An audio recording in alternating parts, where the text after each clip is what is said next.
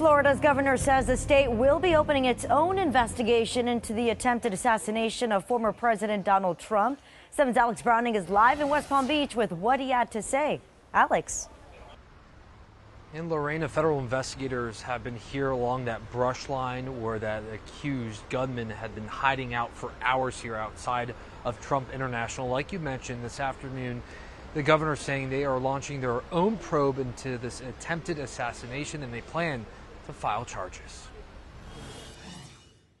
The state of Florida has jurisdiction over the most serious, straightforward offense, which is attempted murder. The state of Florida now pursuing charges against alleged gunman Ryan Routh connected to the attempted assassination of President Donald Trump. In addition to holding the suspect accountable, the public deserves to know the truth about how this assassination came to be. Driver, walk straight back! Routh was stopped Sunday along 95 by deputies in Martin County after he allegedly took off from the bushes outside Trump International in West Palm Beach after being shot at by Secret Service. It's in that brush line agents found a long gun, 2 bags, and a GoPro. Routh allegedly had been waiting there for roughly 12 hours. That Secret Service agent unraveling the sinister plan. All of a sudden we heard shots being fired in the air, and I guess probably 4 or 5.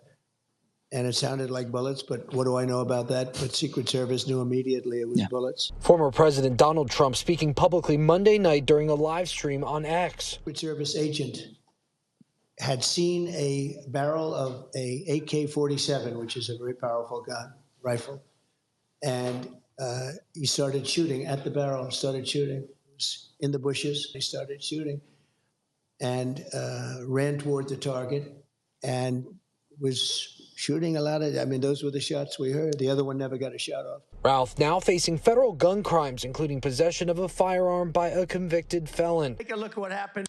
In the wake of 2 attempts on a former president and GOP presidential nominee's life, we need to prosecute this guy to the fullest extent. Florida leaders want to send a clear message. We have the ability to pursue potentially life in prison under state law. That's a huge reason why we should move forward.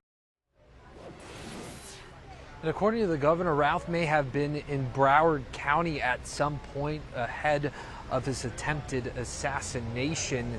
Again, now the state is launching an investigation. We are told FDLE as well as Florida Highway Patrol will be leading that charge. We're in West Palm Beach. This noon, Alex Browning, 7 News.